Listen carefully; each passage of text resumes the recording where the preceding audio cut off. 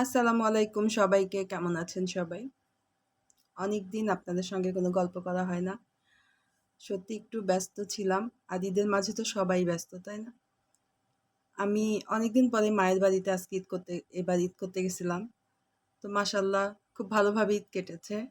আপনাদের সবার ঈদ কেমন কাটলো? অবশ্যই জানাবেন। আর ছোট, ছোট কিছু ভিডিও শেয়ার করেছিলাম মায়ের বাড়িতে যেয়ে। তারপরে বলেন কেমন আছেন সবাই? আশা করছি ভালো আছেন। নতুন উদ্যমে তো আবার বাচ্চাদের পড়াশোনা শুরু হয়ে গেছে। তো আমার ছেলেরও তো প্রি-টেস্ট পরীক্ষার পরে ঈদ হলো। আর কিছুদিন পরে ওর টেস্ট, তারপরে এসএসসি পরীক্ষা। কিন্তু ওর পড়াশোনার প্রতি আসলে সেরকম কোনো সিরিয়াসনেস কাজ করতেছে না। আহ, ওর ওয়েব কোডিং এর দিকে একটু মনোযোগটা একটু বেশি, একটু না অনেক বেশি। তো আসলে আমাদের দেশে তো পড়াশোনা সেই সিস্টেমটা নাই যে বাচ্চারা যেদিকে বেশি মনোযোগ সেই দিকটাই আমরা ফোকাস করব। আমাদের তো আগে দরকার ডিগ্রি। তো সেক্ষেত্রে বাচ্চারা ঠিকই বুঝবে, পরবর্তীতে বুঝবে। কিন্তু এখন আসলে ছোট মানুষ তো বুঝে না। যেমন আমরাও বুঝি নাই। আমরা যদি বুঝতাম তাহলে কি আজকে ইউটিউবার হইতে হয় বা এইসব প্ল্যাটফর্মে কিছু একটা করার চেষ্টা করার দরকার হতো না। আমরাও তো বুঝি নাই। যেমন এখন আফসোস লাগে, আহারে সেই পড়ার টেবিলটা যদি আবার ফেরত পাইতাম, কিন্তু যেটা কখনোই সম্ভব না। তো সেরকম ওরাও হয়তো কোনো একটা সময় বুঝবে, কিন্তু সে সময় তো আর কিছু করার থাকবে না। কি করব?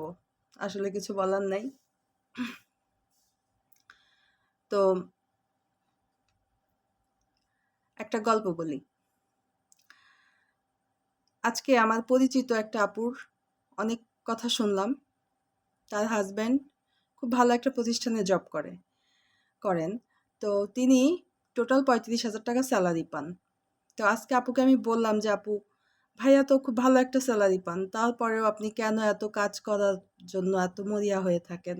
সারাক্ষণ এই যে বিভিন্ন কুশি-কাটার কাজ, সেলাই ইত্যাদি, ইত্যাদি। আমিও করি, আমি নিজেও করি। সেই কাজের সূত্র ধরেই আপুর সাথে আরকি পরিচিতিটা অনেক গভীর।" তো আপু আমাকে যে কথাটা বলল, আমি তো আজকে সম্পূর্ণ একদম শকড হয়ে গেছি কথা শুনে। কারণ আমি বুঝতেই পারি নাই এই মানুষটার ভেতরে এত কথা।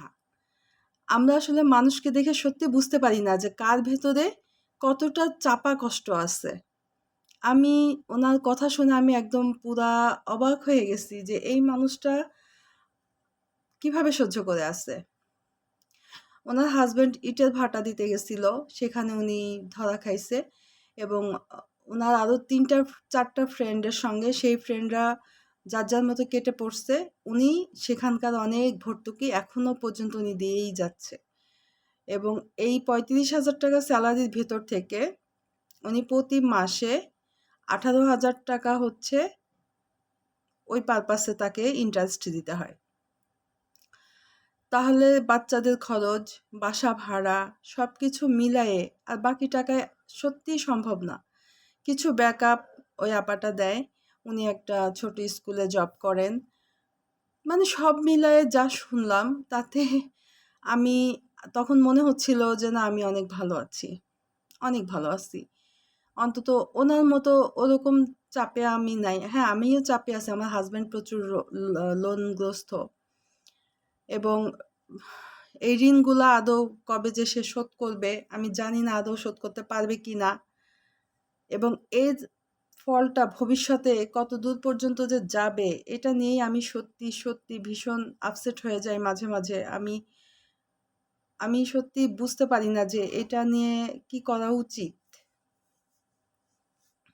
সবচেয়ে দুঃখের বিষয় হচ্ছে সে ঋণ করে যা, যা করেছিল তার কোনো কিছুই নাই। কোনো একটা মাধ্যমে যে সেই ঋণগুলো আমি শোধ করার ব্যবস্থা করব, সেটা করেও লাভ নাই। কারণ আমি যার কাছেই রিকোয়েস্ট করব, সে আমাকে ১ম প্রশ্নটাই করবে যে, তোমার হাসব্যান্ড যে ঋণ করলো, ঋণ করে যে প্রপার্টিটা করলো বা যেই অ্যাসেটটা করার জন্য সে ঋণ করেছে, সেই অ্যাসেটটা কোথায়? অ্যাসেটটা তো নাই। তাহলে এই শূন্যের উপরে এই টাকাটা আমি কেন শোধ করতে যাব? সত্যি এটা কিছু তো বলার নাই। আর কিচ্ছু বলার নাই। এখানে আমি কি বলতে পারবো আর তাকে? সেটা আমার বাবা হোক, ভাই হোক, আমার চাচা হোক, আমার আত্মীয়স্বজন।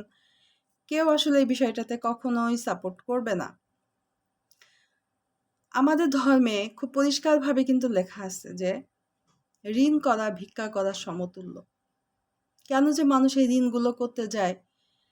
একটা মানুষের ঋণের চাপ যে একটা পরিবারকে কিভাবে বহন করতে হয় সেটা ধারণা কিন্তু বাহিরের মানুষগুলো আসলে বুঝে না। আমার কাজিনদের সঙ্গে ঈদে দেখা হলো। তা ওরা আমার সব কথা আসলে জানতো না।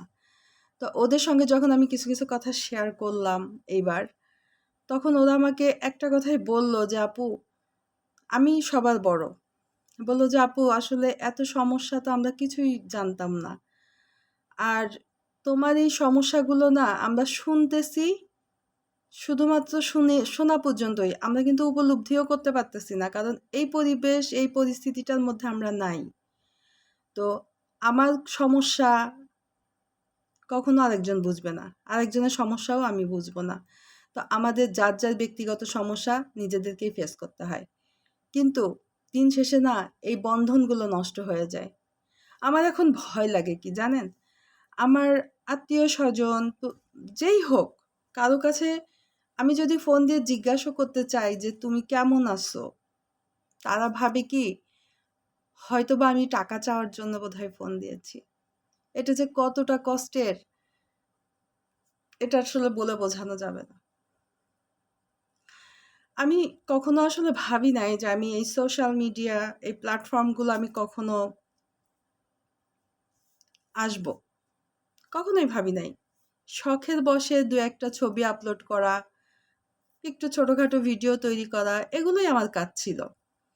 কিন্তু এই ঋণের জীবনটা আমি গত ৬-৭ বছর ধরে যে এই যে ঋণের বোঝাটা বহন করে আসতেছি, আমি এই ঋণের বিপক্ষে কথা বলতে চাই। আমি সত্যিই চাই এই ঋণের বিপক্ষে একটা মানুষও যেন ঋণ হয়ে এভাবে জীবনটাকে একদম বরবাদ করে না দেয়।